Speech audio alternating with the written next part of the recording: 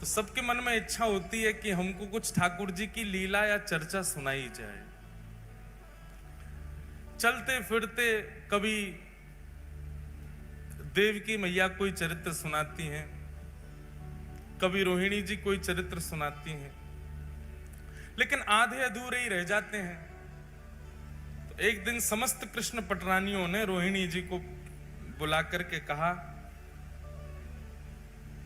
रोहिणी मैया ऐसी हैं बलराम जी की मैया। बहुत ध्यान से सुनिएगा। रोहिणी मैया का स्वरूप स्वभाव आपको इतना बड़ा सौभाग्य प्राप्त हुआ, ठाकुर जी की ब्रजलीला, मथुरा लीला और द्वारिका लीला, तीनों लीलाओं का संपूर्ण दर्शन करने का सौभाग्य यदि किसी को मिला है तो वो रोहिणी मैया को मिला है। संपूर्ण ब्रजलीला का दर्शन भी रोहिणी मैया ने किया, संपूर्ण मथुरा लीला का और द्वारिका लीला, सारी लीलाओं का दर्शन रोहिणी मैया ने किया। तो भगवान की पत्नियों ने रोहिणी मैया से कहा, मां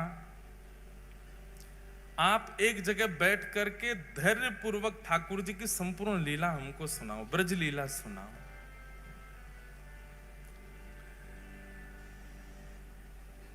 रोहिणी मैया कहने लगी, जब एक जगह बैठ के ही पूरी कथा होगी तो फिर सबको निमंत्रण दो, सबको बुलाओ, विधिवत कथा होगी, पूरे ब्रजमंडल की लीला हम सुनाएंगे, ठाकुर जी के जन्म से लेकर के अब तक की संपूर्ण लीला सुनाएंगी, सबको बुला के लाओ। बहुत ध्यान पूर्वक शांति से बैठ के सब लोग सुनना। तभी रुक्मणी आदि अष्टपटरानियां कहने लगी, मां सब आएंगे लीला में, लेकिन 3 लोग वर्ज्य रहेंगे। 3 लोगों को निषेध है कथा में आना। रुक्मणी जी बोली कौन? रोहिणी मैया बोली कौन? बोले सबसे पहले तो बलराम जी, जे नहीं आने चाहिए कथा में। रोहिणी मैया बोली, वाह, वक्ता के पुत्र को ही नहीं आने दोगे कथा में? हमारे लाला हैं बलराम जी, हम कथा सुनाएंगे, हमारे पुत्र को नहीं आने दोगी? अब मां आप समझो ना, वो जेठ जी हैं, और जेठ के आगे हमको इतना संकोच लगेगा कि जेठ जी बैठे हैं, कभी घूंघट करना, कभी आपने कोई कीर्तन गाया तो नाचने में भी संकोच होगा, जेठ जी बैठे हैं। इसलिए आप कृपा करके उनको तो दूर ही रखना। बेचारे बलराम जी के साथ में एक अन्याय तो हुआ कृष्ण लीला में। इसी कारण से जब रासलीला होती है तो रासलीला में हम गाते हैं, राधा नाचे कृष्ण नाचे, नाचे गोपी जन, मन मेरा बन गया सखीरी पावन वृंदावन। ब्रह्मा भी नाचे, शंकर नाचे, सूरज नाचे, चंद्र नाचे, तारे नाचे, सब ब्रह्मांड नाच रहा है, केवल एकमात्र बलराम जी नहीं नाचे। बलराम जी को रास में भी नहीं आने दिया किसी ने। क्यों? बलराम जी आए तो थे, जैसे ही रास में बलराम जी आए सब गोपियों ने घूंघट कर लिया। सब जेठ ही मानती हैं इनको, क्योंकि गोपियां भी सब कृष्ण को पति मानती हैं, ये बड़े भैया हैं, जेठ हो गए। जैसे ही गोपियों ने घूंघट किया, गोपियां सब खड़ी हो गई। अब ठाकुर जी हाथ पकड़े, नाचो। गोपियां कहें, जेठ जी खड़े, इनके आगे कैसे नाचो? तो ठाकुर जी बोले, दाऊ दादा, ये सब गोपियां नृत्य कर रही हैं, देखो गोपी बने शंकर जी भी घूम रहे हैं, गोपी बने ब्रह्मा जी भी हैं, सब गोपी हैं, आज आपको भी गोपी बन के आना पड़ेगा। दाऊ दादा बोले, मैं बनूंगा गोपी, मैं तो नहीं बनना। तो बोले, अब यहां तो एक ही पुरुष है, मैं, बाकी सब तो गोपी हैं। आप अब संकोच हो रहा है, ठाकुर जी कैसे कहें कि बाहर चले जाओ। बलराम जी समझ गए कि भैया हम बड़े हैवे को दुर्भाग्य हमारो कि हम यहां खड़े नहीं रह सकते। बेचारे बलराम जी चले गए। आज भी स्थान है, गिरिराज जी की परिक्रमा अगर कच्ची वाली आपने लगाई हो, भीतर वाली, तो कच्ची परिक्रमा लगाओगे तो वहीं पर स्थान पड़ता है लुक लुक दाऊ जी। क्या नाम है? Look look Dau ji. वहां बैठ करके कुंज में छिप करके श्री दाऊ दादाजी नेत्रों से नीर बहा रहे हैं और रास बिहार का दर्शन कर रहे हैं। वहां से लुक लुक कर रहे हैं, देख रहे हैं रास बिहार, इसलिए उस स्थान का नाम है लुक लुक दाऊ जी। वहां बैठ करके संपूर्ण रास का दर्शन किया बलराम जी ने। आज भी वही हुआ। सब कृष्ण पटरानियां कहने लगे, बोले कि कथा में 3 नहीं आएंगे, सबसे पहले बलराम जी पर, जेठ जी हैं उनके आगे हम कथा में संकोच होगा। रोहिणी मैया बोली ठीक है। दूसरा, बोले दूसरी सुभद्रा। बोले सुभद्रा जी क्यों नहीं आएंगे? बोले बहुत चंचल हैं। अरे कथा सुनते सुनते हमारे नेत्रों में अश्रु आ गए और हम कहीं रोने लग गए तो आके सामने बैठ जाएंगी। आप रो रही हो, क्या बात है, रो क्यों रही हो? अरे लीला ही तो सुना रही है मैया, आप रो क्यों रही हो? वो बहुत चंचल हैं, बहुत पूछती रहती हैं, बात बहुत करती हैं, इसलिए आप सुभद्रा जी को भी कह दो कि वो भी नहीं आवे कथा में। रोहिणी मैया बोली ठीक है। और तीसरे, बोले तीसरे द्वारिकाधीश। बोले क्यों, उनकी तो लीला है। बोले इसीलिए तो नहीं बैठाना। अब आप कहोगे कि ठाकुर जी पीरी धोती पहन के नेक्स्ट से ठाकुर जी, त्रिभंग लली ठाकुर जी मटक मटक के चल रहे हैं। अब कथा सुनकर के चिंतन करना चाहिए। हम चिंतन तो करेंगे नहीं, उनको देखेंगे, अच्छा ऐसे चल रहे थे। आप कहोगी कि वह गोपी के यहां जाकर के ऐसे माखन चुराए हो, तो चिंतन तो हम करेंगे नहीं, उन्हीं को देखती रहेंगी। और कथा में वक्ता के वाणी और वक्ता के अलावा कोई और देखें, किसी और को देखना पड़े तो फिर कथा का रस नहीं आता। आजकल ये हो रहा है, कथाओं में झांकियां बना के रख देते हैं मंच पे। हम कोई विरोध नहीं कर रहे, पर कथा में नहीं होना चाहिए झांकी। कथा में झांकी कब आती है पता है? जब कथा में मन नहीं लगता तो झांकी बना बना के लाते हैं। चलो इससे तो मन लगे लोगों का, वो आकर्षण के लिए होता है, वो मनोरंजन के लिए होता है। कथा में तो वक्ता की वाणी सुनो, नेत्र बंद करके जो वो कह रहे हैं उसका चिंतन चित्त में करो। मन का मंथन होना चाहिए, मनोरंजन नहीं। और क्षमा करें, अगर द्वारिकाधीश यहां बैठ गए तो आप बोलोगी, हम चिंतन करेंगे किसका? हमारे सामने बैठे हैं जिनकी आप कथा सुना रही, तो इसलिए उन्हीं को देखती रहेंगी हम तो। और फिर स्वभाव आ जाता है ना, जिसकी प्रशंसा सुनाई जाती है तो हम उसको अच्छा तेरी बात बता रहे हैं, ऐसे करता है, ये होता है। और बोले आप कुछ भी बताओगी, हम श्री कृष्ण को, अच्छा तो ये सब किया आपने। तो इस कारण से कथा में वो भाव नहीं बन पाएगा जो बनना चाहिए। इसलिए ठाकुर जी को भी कथा में मत बुलाओ। रोहिणी मैया बोली तुमने उन 3 लोगों को निषेध किया जिन 3 से पूरी द्वारिका चल रही है। द्वारिका में पत्ता नहीं हिलता इन तीनों के बिना, और तुम कह रही हो कि तुम पूरी कथा सुन लोगी इन तीनों के बिना। बहुत ध्यानपूर्वक सुनिएगा, उपचार कुछ सोचो, कुछ विचार करो कि ये 3 कैसे रुकेंगे कथा में आने से। तो भगवान की पत्नियों में सबसे ज्यादा बुद्धिमान है सत्यभामा। रुक्मणी जी तो बहुत सीधी हैं, रुक्मणी जी बहुत सहज है। रुक्मणी जी तो कह भी रही थी आने दो, कोई बात नहीं, पीछे बैठ जाएंगे तीनों। सत्यभामा ही अड़ी है, ना ना ना ना, तीनों नहीं आने चाहिए। सत्यभामा जी बोली एक उपाय है। बोले क्या? बोले इन तीनों को एक खेल में व्यस्त करा देते हैं, एक खेल खेलते रहेंगे, उसी में व्यस्त रहेंगे, इतनी देर हम कथा सुनते रहेंगे। बहुत दिन हो गए, अब ये बड़े हो गए तीनों, इन तीनों को इनका बचपन याद कराया जाए। रोहिणी मैया बोली वो कैसे होगा? बोले जिस दिन ये तीनों संग बैठे होंगे हम उनके सामने चौसर खेलेंगे। चौसर बहुत प्रिय है तीनों को, और चौसर भी गलत सलत खेलेंगे, तो हमको सही करने के लिए वो तीनों बैठ जाएंगे, और तीनों जैसे बैठेंगे चौसर खेलते खेलते उसी में व्यस्त हो जाएंगे, और हम यहां आकर के कथा सुनने लग जाएंगे। रोहिणी मैया बोली ठीक है, तुम्हारी तरकीब अच्छी है, लगाओ। वही हुआ। एक दिन सत्यभामा, जामवती, रुक्मणी जी, कालिंदी, सारी सब बैठी हैं, और सब बैठ करके चौसर खेल रही हैं। और चौसर खेलते खेलते अब जोर जोर से हंसने की आवाज आई, तो सुभद्रा जी ने तुरंत देखा। बोले हो क्या रहा है? देखा तो भाभियां सब खेल रही हैं। आकर के सुभद्रा जी जब देखने लगी तो देख के बोली ये तो गलत खेल रही हैं, ऐसे थोड़ी खेला जाता है। रुको, मैं भैया को बुला के लाती हूँ, मैं दिखाती हूँ कैसे खेलते हैं, हम तीनों तो निपुण हैं। और तुरंत कृष्ण बलराम को लेकर के सुभद्रा जी आई। और चौसर की सेज पर बैठ गई और वहां चौसर खेल खेल के दिखाने लगी। तीन पक्ष बट गए, कुछ बलराम जी के, कुछ ठाकुर जी के, कुछ सुभद्रा जी के, सब पत्नियां बट गईं।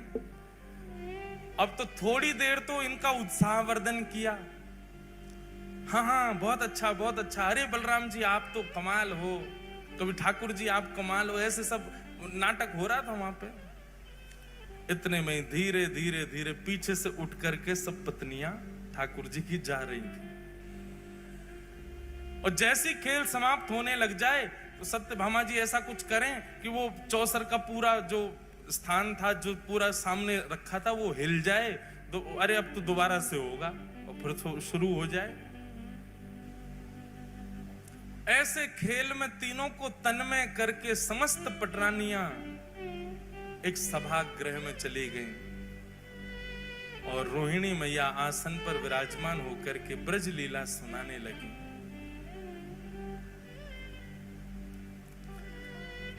यहां पर चौसर में जीत गई कौन? सुभद्रा जी। अब सुभद्रा जी जैसे ही जीती, जीत करके उन्होंने कहा देखो भाभी जी जीत गई। देखी तो वहां कोई भी नहीं, सबरी चली गई। भैया एक भाभी जाए, दो जाए, 10 जाए समझ आती है, 16 हजारों चली गई। कुछ तो गड़बड़ है, मुझे ऐसा लग रहा है कि हमको कहीं पर फंसाया गया है। और देख नहीं रहे हो, बिल्कुल शांति छा गई है पूरे महल में, ऐसा लग रहा है कोई है ही नहीं है। ताल में कुछ काला तो है। ठाकुर जी बोले हमें तो पूरी दाल ही काली लग रही है, कुछ काला नहीं है, ढूंढो। और ढूंढते ढूंढते पहुंचे, एक विशाल सभागृह था। रोहिणी मैया नेत्र बंद करके संपूर्ण लीला सुना रही हैं और सामने बैठकर के समस्त कृष्ण पटरानियां भाव आवेश में भाव विभोर होकर के ठाकुर जी की लीला सुन रही हैं। श्री यशोदा मैया लाल जी के छोटे छोटे हस्त कमलों में अपनी उंगली देख करके उनको चलना सिखा रही हैं। नन्हे नन्हे चरणों से ठाकुर जी कैसे चल रहे हैं, और जैसे ही चलते हैं यशोदा मैया अपनी उंगली हटा देती है। ठाकुर जी दोनों भुजा खड़ी करके एक पैर आगे रखते हैं और रख करके फिर ऐसे डामाडोल होते भय से नीचे गिर जाते हैं। ये सब लीलाएं बता रही हैं। सब पत्नियां हंस भी रही हैं और नेत्रों से प्रेमाश्रुओं को पहुंच करके यशोदा मैया को याद भी कर रही हैं। तभी प्रसंग आया कि श्री यशोदा मैया ठाकुर जी को पकड़ करके दहली लंगवावे ले गई हैं। लाला तू अब चलना सीख गया है, चल अब दहली लांग ले। चलना तो आ गए हो, अब दहली लांगनू सीख ले। लाल जी दहली पे चढ़ तो गए हैं, लेकिन पल्लंग को गहराई इतनी ज्यादा है कि ठाकुर जी नीचे उतर नहीं पा रहे हैं और अपने पांव के अंगूठासों बार बार नीचे देख रहे हैं कि जमीन आई कि नहीं, अब मैं उतरूं कि नहीं। और जैसे ही नीचे पाम करें जमीन गहरी है, सो ठाकुर जी जोर जोर से रो रहे हैं।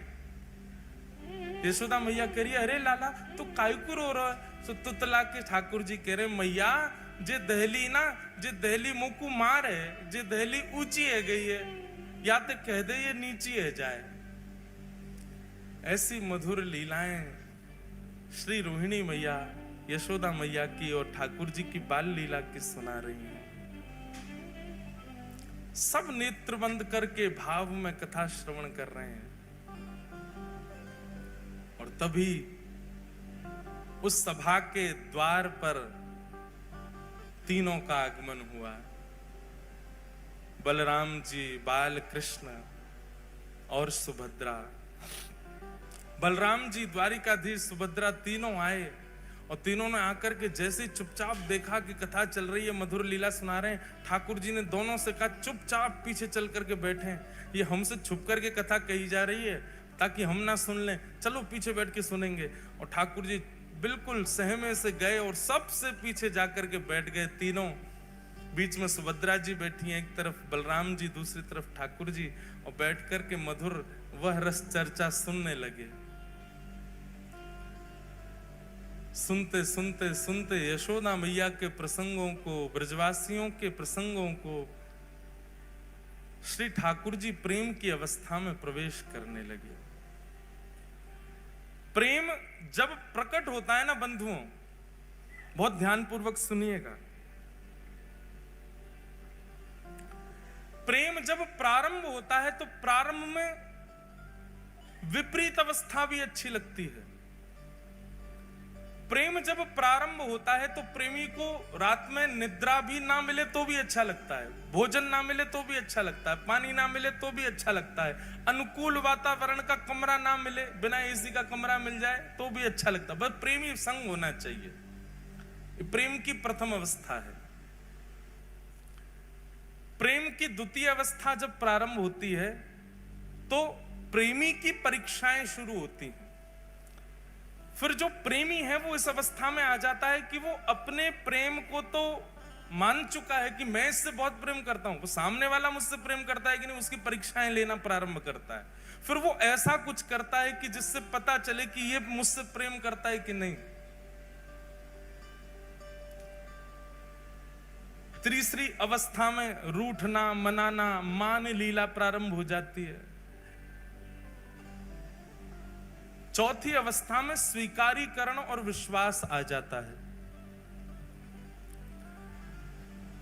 पांचवी अवस्था में प्रेम अब पुष्टता की ओर बढ़ता है तो दोनों में वियोग की भावना, संयोग वियोग, कभी राजी कभी रूठ गए, कभी राजी कभी रूठ, संयोग वियोगात्मक भाव रहता है। छठवीं अवस्था में प्रेम विरह प्रदान करता है। कोई भी एक थोड़ा दूर हो जाएगा। अगर प्रेम सच्चा होगा तो विरह प्रारंभ होगा। प्रेम केवल बहाना रहा होगा या केवल आसक्ति रही, फर्क नहीं पड़ेगा। छठवीं अवस्था का प्रेम प्रारंभ होते ही अगर प्रेम सच्चा है तो विरह आएगा। सातवीं अवस्था में व्याकुलता आ जाएगी। अब पहले तो अच्छा लग रहा था इसलिए भोजन भी मन नहीं होता था, सोने का मन नहीं होता था, पर अब व्याकुलता इतनी बढ़ गई है, व्याकुलता के कारण भोजन नहीं प्रिय लगता, निद्रा नहीं प्रिय लगती। प्रेम की आठवीं अवस्था ये हो जाती है कि चिंतन करते करते करते करते प्रेमी का जित देखूं उतित श्याममयी है, जिसको देखते हैं उसमें प्रेमी दिखने लग जाता है। इसकी चाल मेरे प्रेमी जैसी है, इसका मुख मेरे प्रेमी जैसा है, वो हंसता था तो ऐसे ही हंसता था, वो बैठता था तो ऐसे ही बैठता था, वो बोलता था तो ऐसे ही बोलता था। प्रेम की नौवीं अवस्था जब आ जाती है तो प्रेम प्रगाढ़ और वियोग की चरम स्थिति आ जाती है। तब व्यक्ति जड़ और चेतन का भी भ्रांति नहीं रख पाता, जड़ से भी पूछने लग जाता है, जड़ से भी चर्चा करने लग जाता है, जैसी गोपियों की हो गई थी। भगवान के वियोग में वृक्षों से पूछ रही हैं, तुमने श्याम सुंदर को देखा? तुलसी से पूछ रही हैं, अरे तेरे बिना तो वो भोजन ही नहीं करते, तूने उनको देखा?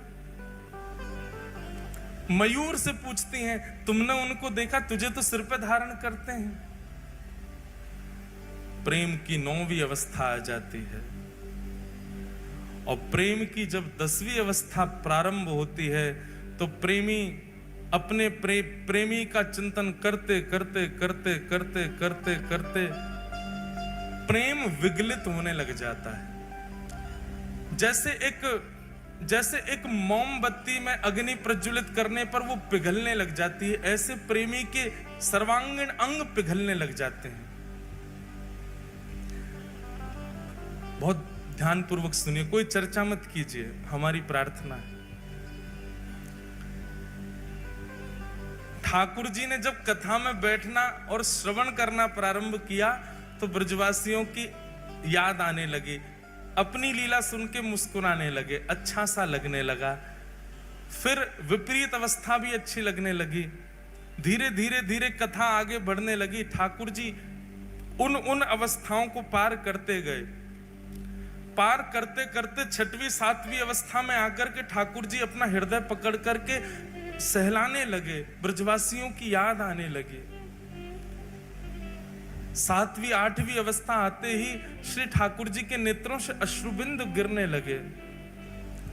सभागृह में दिखने वाली ब्रज जैसी कोई भी वस्तु उसको ठाकुर जी जा जा करके अपने हृदय से लगाने लगे। मेरी मैया कहां है, मेरे बाबा कहां है, मधुमंगल श्रीदामा सब कहां है। इस प्रकार ठाकुर जी ढूंढने लगे। अपनी पटरानियों में ही किसी के रूप को देख करके कहते हैं श्रीदामा ऐसो ही लगे, मेरो मधुमंगल ऐसो ही दिखे। रोहिणी मैया को देख के यशोदा मैया ऐसी लगे। बलराम जी को देख के कहते हैं दाऊ दादा हमारे नंद बाबा ऐसे ही लगे। ठाकुर जी की ऐसी अवस्था प्रकट हो गई।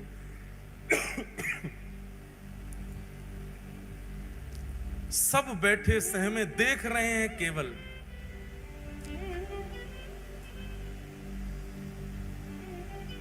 जैसे ही विरह की प्रेम की 10वीं अवस्था प्रारंभ हुई, सुभद्रा जी गई, दौड़ करके ठाकुर जी को एक जगह स्थान पर लाकर के बैठाया, संभालने लगी। पर रोहिणी मैया तो भावावेश में आकर के कथा कहती जा रही हैं। सुनते सुनते सुनते प्रेम की 10वीं अवस्था में जैसे प्रवेश किया, ठाकुर जी की भुजाएं खड़ी हो गई, बलराम जी की भुजाएं खड़ी हो गई, मानो आवाहन कर रहे हो, अरे भैया कोई जाओ जाके ब्रजवासीन को लाके हमारे हृदय से लगा दो। 10वीं अवस्था प्रारंभ होते श्री ठाकुर जी का श्री अंग पिघलने लगा। नेत्र पिघल गए, नासिका पिघल गई, कान पिघल गए, मुखमंडल पिघलने लगा, हस्त कमल पिघलने लगे, चरण पिघल गए, उदर पिघल गया, सर्वांगीण श्री अंग पिघलने लगा श्री ठाकुर जी का। प्रेम अपनी स्थिति में होता है तो नेत्रों से आंसू निकलते हैं, पर प्रेम जब चरम स्थिति में जाता है तो व्यक्ति की चरम भी पिघलने लग जाती है। हम संसारी मानव पांचवी श्रेणी से ऊपर नहीं जा सकते प्रेम की में, क्योंकि हमारा प्रेम इतना है ही नहीं। उससे ऊपर की स्थिति में जाते ही सबको अपना स्वार्थ दिखने लग जाता है। हम कभी 10वीं अवस्था, 9वीं अवस्था, 7वीं अवस्था में नहीं जा सकते। हमारी स्थिति केवल 5वीं अवस्था तक है। जैसे वियोग प्रारंभ होता है, वियोग आते ही हमको अपना स्वार्थ दिखता है, और स्वार्थ दिखते ही हम अपने प्रेमी का त्याग कर देते हैं। उससे मिलने वाले विरह को हम सह नहीं पाते।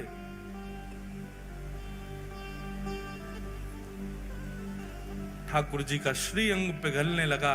ठाकुर जी की इस अवस्था को देख करके देवता त्राहि माम करके दौड़ने लगे। दौड़े दौड़े गए श्री नारद जी के पास, और नारद जी से जाके कहा, नारद जी कुछ करिए। अगर रोहिणी मैया की कथा को अभी रोका नहीं गया तो श्री ठाकुर जी संपूर्ण जल निमग्न हो जाएंगे। तुरंत नारद जी महाराज आए। कथा इतनी प्रबल स्थिति में पहुंच चुकी है कि वहां जाकर के विक्षेप नहीं डाल सकता कोई। पर श्री नारद जी महाराज ने ठाकुर जी की स्थिति को देखा, और देखते हुए तुरंत रोहिणी मैया के चरणों में प्रणाम करते हुए, अपना करताल बजाते हुए रोहिणी मैया के भाव को भंग किया। नेत्र खुले रोहिणी मैया के, नेत्रों से विरल अश्रुधार गिर रही है, लाल पड़ गए नेत्र। नारद जी आप तो कथा के इतने रसिक हैं, फिर कथा में विघ्न कैसा? नारद जी महाराज ने इशारा किया, मैया सामने देखो। पीछे बैठे द्वारिकाधीश बलभद्र और सुभद्रा, तीनों प्रेम की 10वीं अवस्था पार कर चुके हैं। उनका श्री अंग पिघल रहा है। यदि मैं आपकी कथा को थोड़ी देर और नहीं रोकता तो तीनों जल निमग्न हो जाते, नदी बनकर के बहने लगते। बंधुओं, द्वारिका कभी जाइएगा तो गोपी तालाब का दर्शन कीजिएगा। कृष्ण विरह में गोपियां जल निमग्न हो गईं। बिंदु सरोवर का कभी दर्शन कीजिएगा, वहीं पर सिद्धता नाम की नदी है, जो कि भगवान श्री कपिल की मैया देवहूति माता प्रेम की अवस्था पार करके नदी बन के बहने लगी। कालिंदी प्रेम की अवस्था पार करके नदी बन के यमुना जी बन गई।